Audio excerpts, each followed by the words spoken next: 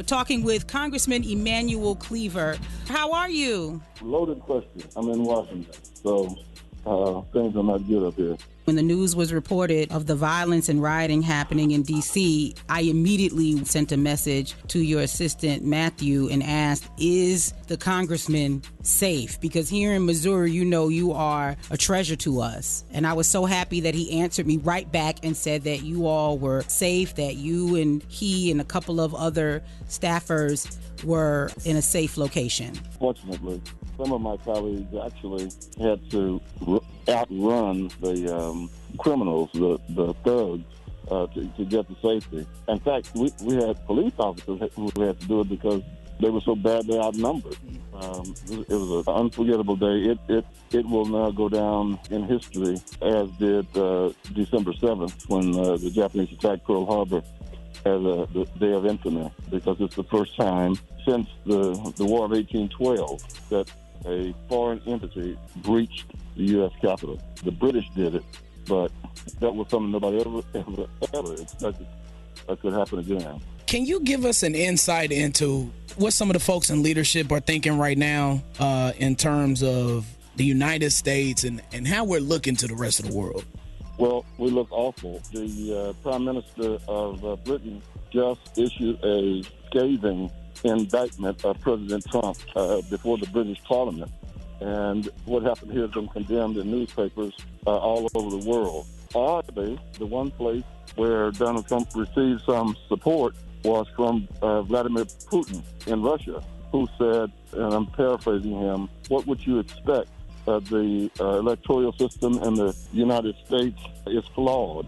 So he followed the same line that Donald Trump has spewed out over the last 7 or 8 months. What has really happened is that we've been damaged because we have been the flagship democracy for the world for such a long period of time. And now we can't speak morally to any other country about fair elections and democracy.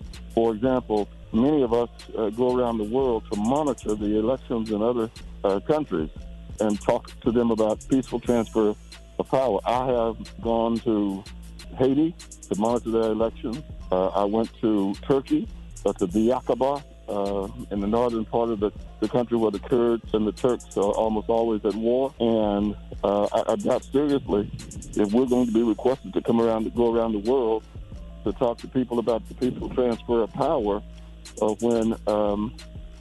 when we can't have it here in the United States. If people had seen what happened close up, I think most of them will be appalled.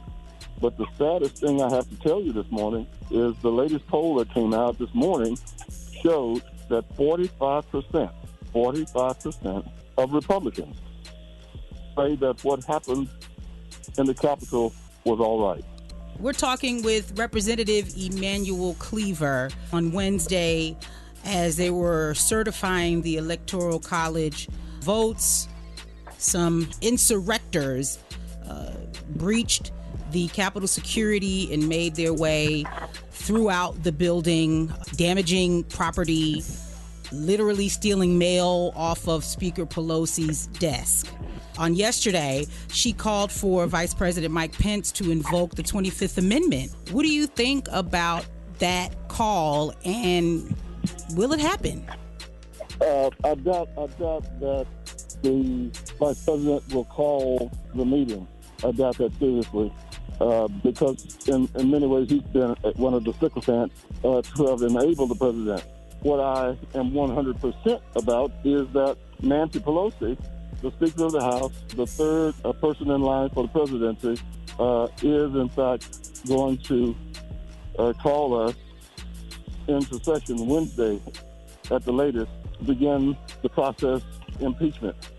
And that will likely end in a positive vote. There may be 10 or 15 Republicans joining us in doing so. The last time that we did not get any Republicans joining us in the House. We will have Republican support this time.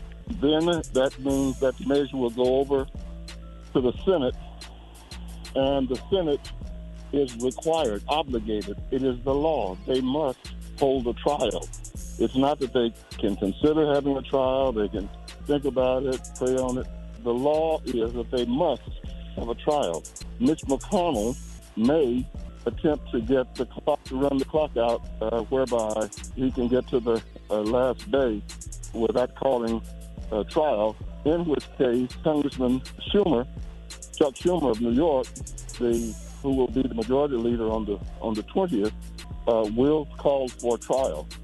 Now, there are constitutional scholars who are advising us that even though President Trump will be out of office, that the impeachment can proceed, that he does not have to be in office, that we can, for example, if he's convicted, issue out punishment. I mean, we could punish him that he will never be allowed to enter a federal building for the rest of his life. We may prohibit him from voting or any number of things. We're talking with Congressman Emanuel Cleaver about the events that happened at the nation's capital, the insurrection, the rioters, the criminals who ran through one of the most sacred buildings in our country.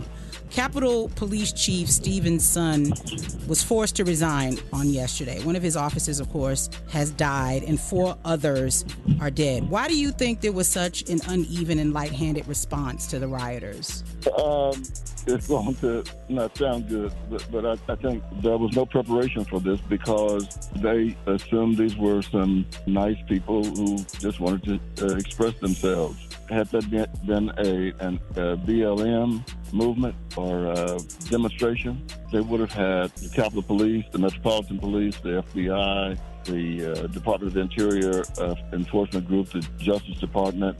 They would have had Gargamel, probably Rin Tin Tin, Kojak, the good, the bad, the ugly, everybody. All the dogs. Yeah, they would have been called in, all of them. And so, they didn't take it seriously. And there were 20,000 of them. 20,000. We had 200 police officers. They were overrun by the rebels, the invaders, the thugs. And if you see Capitol Hill now, this is the way it should have looked pre-assault. And that is, you can only drive maybe 20, 30 feet before you see troops, and 12-foot fencing all around the Capitol.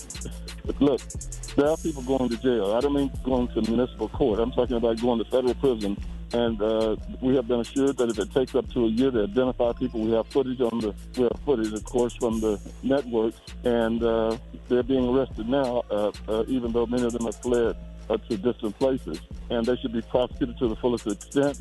President Trump, the reason he's now trying to speak so softly is that the United States Attorney for the District of Columbia has announced that he is now conducting an investigation of the entire event and that there are no off-limits. In other words, the president is not excused from this, so he's afraid that he's going to be indicted here in the District of Columbia in the United States District Court. Congressman Cleaver, if you need me to ride down Emanuel Cleaver Boulevard and knock on everybody's door so we can, take a bus out there to make sure you're safe, you give me the word and I will do that for you. But in all seriousness, though, we are so happy and so glad that you're safe. Please keep representing Kansas City and Missouri in D.C. We appreciate your time, and thank you so much. All right, God bless. God bless you.